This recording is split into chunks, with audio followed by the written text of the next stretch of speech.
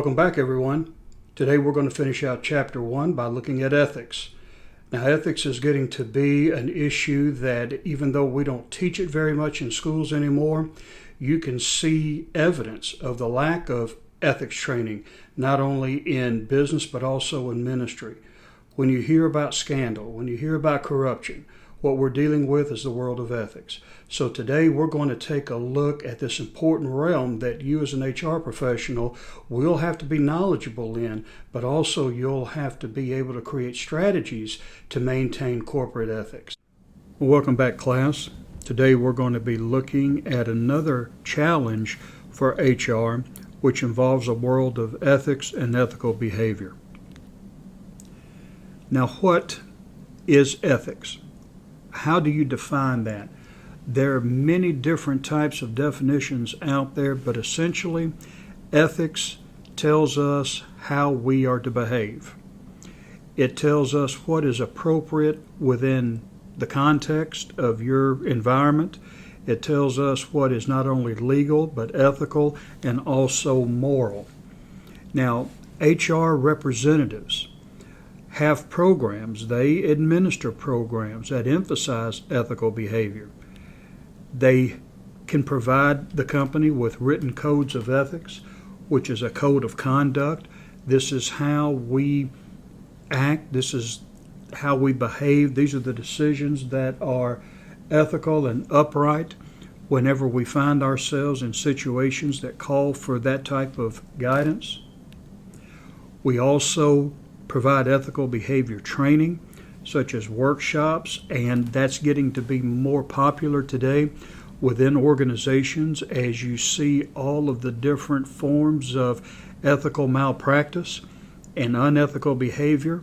So ethical behavior training, written code of ethics, these are just a few of the resources that HR can provide the organization so that they can maintain an ethical workplace. They also give advice on ethical situations. So you need to be able to understand the fundamentals of ethics. You need to be ethical yourself if you're going to be able to give advice on that type of environment or situation. Confidential reporting systems.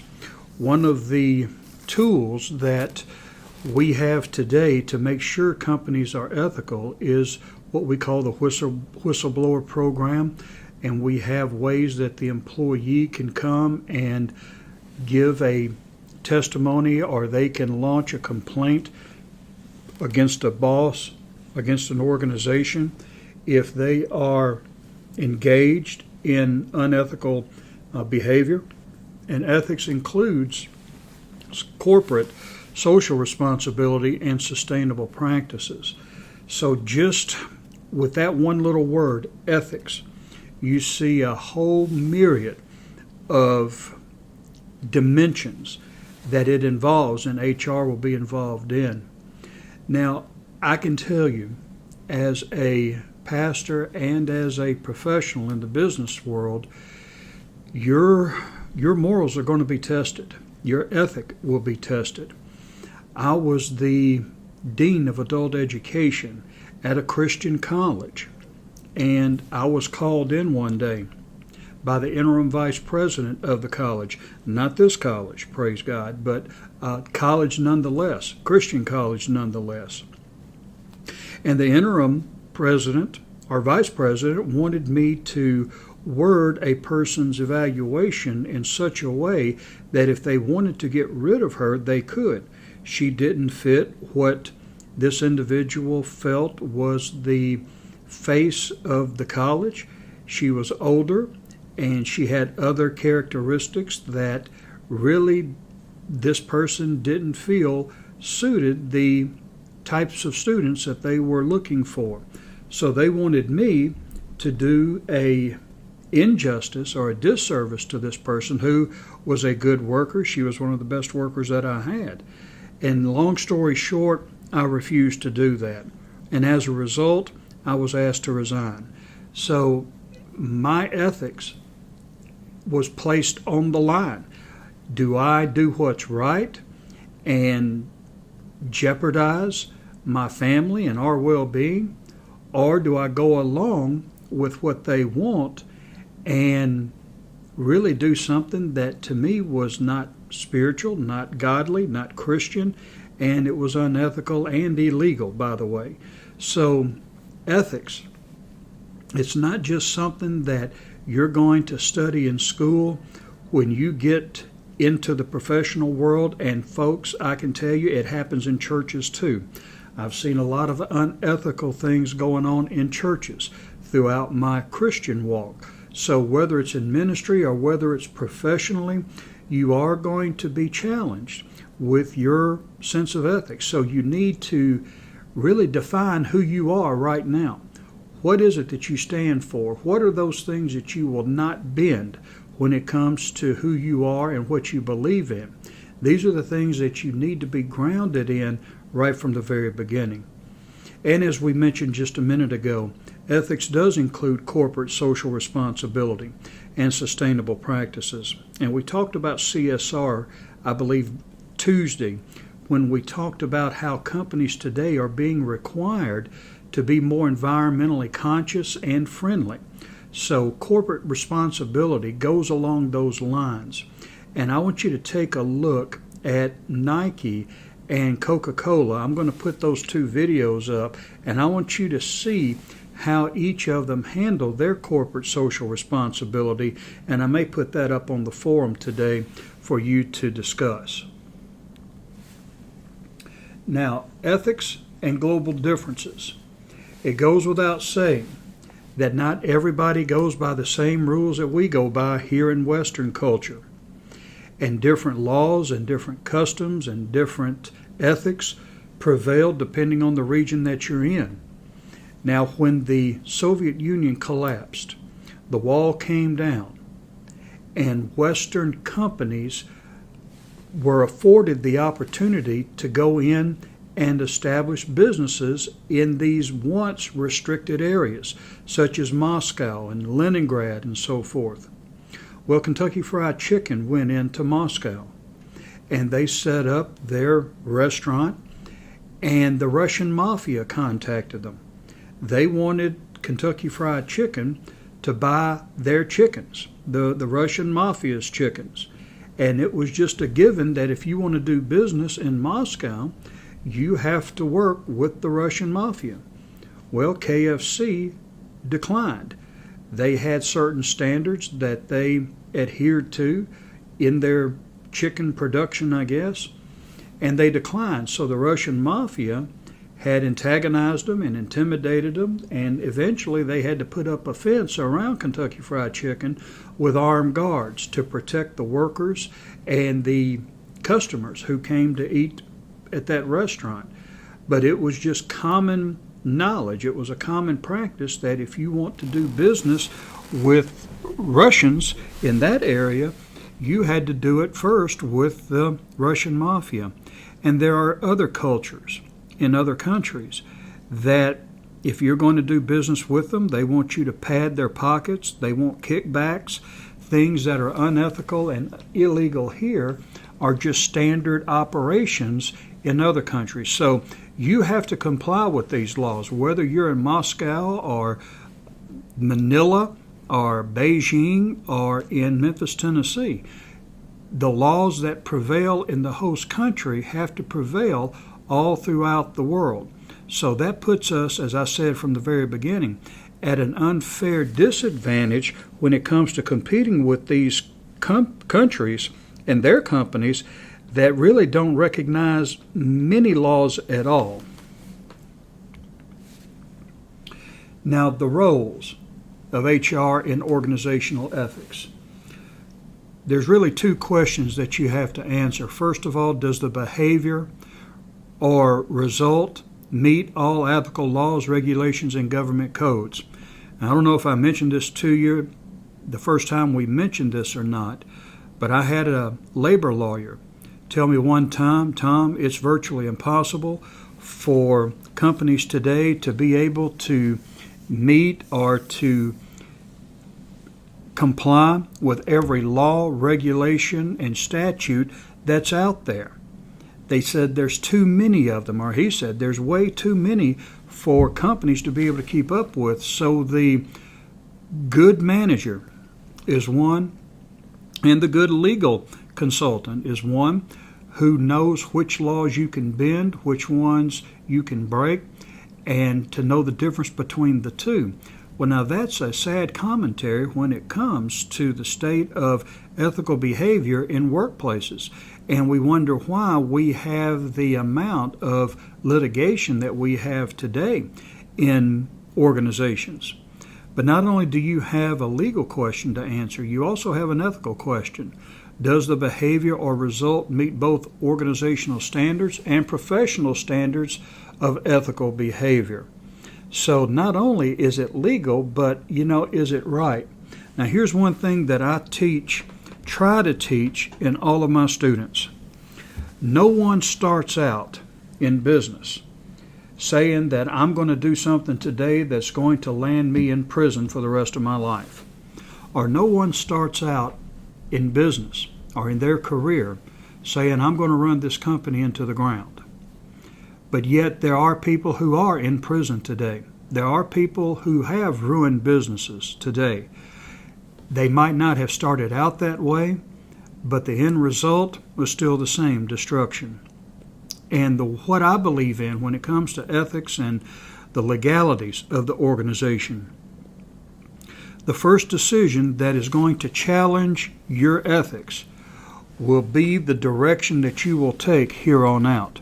For instance, you may have someone tell you from upper management, we need you to be a team player. We need you to do this or to say that.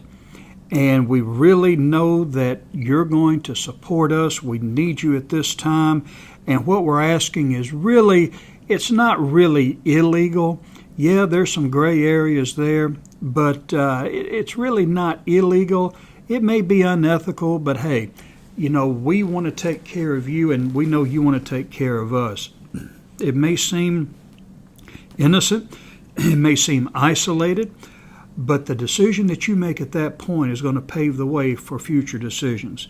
And the next time you are given an ethical dilemma, it's going to be easier for you to make the decision that you made in the direction that you headed in the first place. Now, to give you an example of this, there was a lady who worked for the company Enron, and you may remember Enron. Now, Enron was the company, the energy company in Texas that got into all types of interests, and Enron essentially at the end was bankrupt. They ruined the lives of countless hundreds of people, and it's because they were dealing in unethical practices. Well, the executives, knowing that they were going to be caught, went to one of the executive secretaries and asked her to hide some information that the Securities and Exchange Commission was going to ask for. This was a woman who was a Baptist. She was a Sunday school teacher for more than 40 years. She and her husband depended on her income for their livelihood. And the executives, when they approached her, told her, we need this from you. We have taken care of you, and you need to take care of us right now. We know that if you were to be out of a job, how difficult it would be for you to find a job this lucrative, to be able to support you and your husband and your household. And we would never ask you to do anything that would endanger you. And if you do this one thing for us, we'll never ask this of you again. Well, she caved in under the pressure. And not long after that, they came to her again, wanting her to do something else that was unethical and a little bit in the realm of illegal. And when she voiced her concern, they said, you've already committed to us now. We might as well see all of this through to the end. And she did. And one decision after one decision and after another decision, she just kept getting deeper and deeper. And then when the trial came, when they put all of these executives on trial, she wound up being on trial herself. And the people that asked her to do all of these unethical and illegal things disowned her when it was their turn to sit on the witness stand and testify either for or against her. So they hung her out to dry. And isn't that how the devil does? In corporate America, as well as the our spiritual walk with the Lord, the devil will come up and he will entice you and tell you things that you want to hear. And it's a one-time thing that's really going to benefit you the most. And once you do it, he set that trap that little by little by little you wind up going down until that path until you reach the end, which is destruction. So from a legal standpoint and an ethical standpoint, we have to remember we're Christians first and foremost, and that we are to be good stewards of what God has given us. You remember the parable of the talents, and the landowner went away on a trip, and he gave money to each of the 3 servants for them to use and to invest and to really make wise decisions to increase the landowner's wealth. And when he came back, the first 2 had produced for him, but the third squandered. He did not do what his landowner had asked him to do, and that's be a good steward of his resources. So the man was cursed. So, folks, we have an obligation within our organization and in our church to treat everybody ethically and morally. Now, Figure 1.9 gives you some examples of HR-related ethical misconduct. I'll let you guys take a look at that. And when you take a look at some of the ethical issues that get employees and managers and even HR professionals in trouble, you have compensation. Now, we're going to talk a little bit later on about the concept of procedural and distributive justice, but it's enough to know now that if you don't reward a person for the fair amount of output that they give, you can wind up in trouble. And not only that, but lose a good employee. Employee relations. Do you have a good and fair relationship with that employee? Staffing and equal employment. Are you hiring? Are you deploying employees in a way that is fair and equitable? So each of these dimensions, they have the specifics there that are important for you as an HR professional to consider. So I'll let you guys take a look at that, and then we'll move on. Now, Sarbanes-Oxley, SOX Act. If you remember a while ago, I mentioned Enron. Well, Sarbanes-Oxley is the act that developed after Enron. Enron got into a lot of trouble because they misrepresented themselves to the Securities and Exchange Commission. There was a lot of accounting fraud. There was a lot of misrepresentation. Everything that could be done illegally was done by these individuals, and they laughed at it and they scoffed at it. And as a result, when everything finally caught up with this company, it destroyed the careers and the lives of hundreds of people, probably thousands. People had invested their whole life savings in this company because the way that the company represented itself, you would think that they were strong, viable, but yet they really had nothing. So Sarbanes-Oxley Act was an act that originated out of the Enron scandal. And some of the things that it requires is more rigid accounting procedures to reduce the likelihood of illegal and unethical behavior. And one of the areas that they started looking at was executive compensation and benefits. Some of the top executives, knowing that the company was about to go under, cashed in millions of dollars in stock options and so forth, money that really should have gone to the investors who lost everything in the scandal. But Sarbanes-Oxley put more constraints on executive compensation and benefits.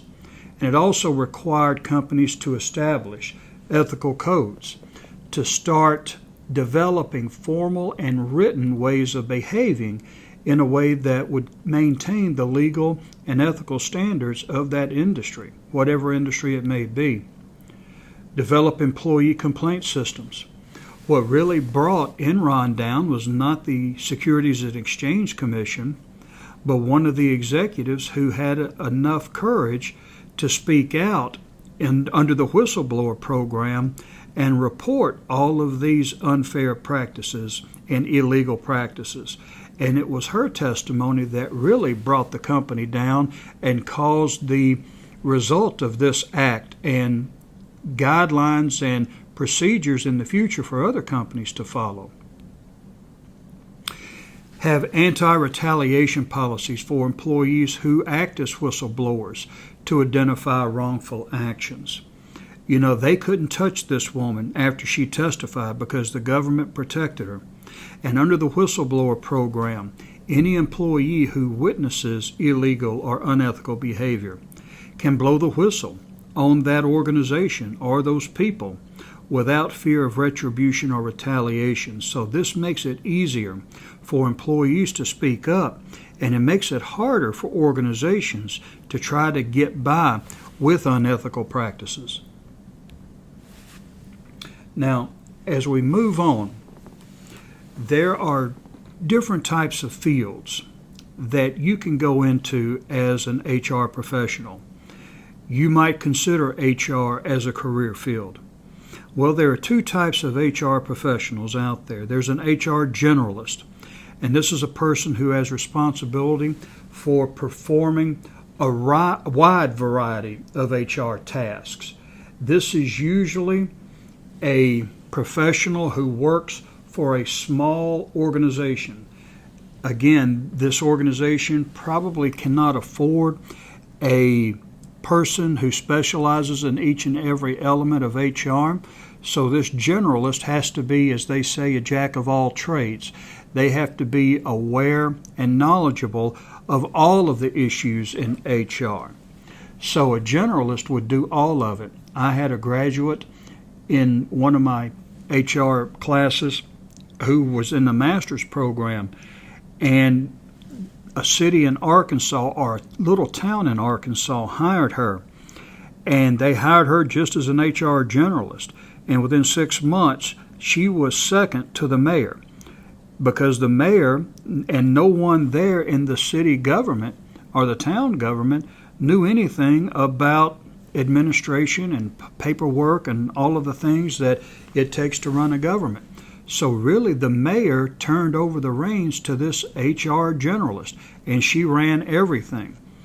And then you have also an HR specialist, and this is a person who has in-depth knowledge and expertise in a specific area of HR. And there are different types of specialties in HR. You have compensation and benefits, you have labor law, you have employment law, you have training and development. And these are just a few of the different types of specialties that you can go into, and you specialize in that one specific area. You're not trying to know everything, but you are an expert in that one focus that HR encompasses. So as a career field, you can go in as a generalist or a specialist, and most people, when they graduate with their HR degree, they're going to be a generalist. It usually takes time to specialize in one field. It not only takes book work and class time, but you also need to work in that specific field to get the experience in that field to be a consultant or a specialist. Doesn't always happen like that, but the normal route is a person will begin as a generalist and then maybe evolve into a specialist. Now, another area too that is important is certifications. As an HR professional, you need to have, especially from a generalist standpoint, you need to understand employment regulations, finance, tax laws, statistics, information systems, and specific HR activities and so forth. So there are, as I said earlier, there are different realms within HR in which you can operate and be adept in to really be an asset to the organization. Now, how do you get certifications and other types of training? Well, as you see here, there are a couple of routes that you can take to enhance your HR training. First of all, you have professional associations and organizations. And the most popular and well-known organization that you can belong to is the Society for Human Resource Management, or what we call SHRM. And you can find them online at shrm.org, shrm.org. And this is a clearinghouse for all things HR.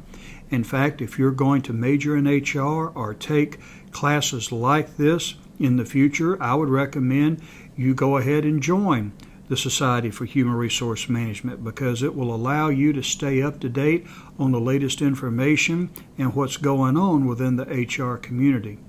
And then you have the International Personnel Management Association.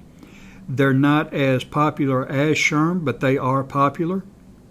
World at Work Association, Association for Talent Development. And this association deals with organizational development and training, so that's a good site. And then again, specific HR activities, which are specific to the organization and different types of programs that you may engage in. Now, what do you do to be able to increase your knowledge of HR and make yourself more marketable? Well, I'm just going to lay it out here all together. You can become a professional in human resources. That's a certification, a PHR certification, which gives you the basic fundamental qualifications of HR professionals. And then you can become a senior professional in HR resources, an SPHR. And then you can become a global professional. Now, these certifications involve exams for you to be able to be certified, and you can have certifications in just about every area, whether it's World at Work, ATD, and all the other aspects of HR. But if you're going to be competitive as an employee in HR, you need to have at least the PHR, or more importantly, the SPHR. These are the feathers in the cap, as we say, that will give you an edge over all the others who are competing for the same HR jobs out in the workforce. Well, everyone, as you can see, ethics plays a profound role in corporations today. But not only in business, we also have ethics in the ministry. And we saw today how ethics involves corporations, the definition of ethics. We saw different elements of ethics. And also today we saw an important concept called corporate social responsibility. I pray as Christians that you not only incorporate practical, efficient, and effective management practices, but knowing and understanding what ethics is, how we're supposed to behave, that you also operate, whether it's in ministry or whether it's in business, as ethical Christian leaders. Next week, we'll take a look at Chapter 2, which will involve strategy. So until then, God bless you, have a good weekend, and I'll see you next week.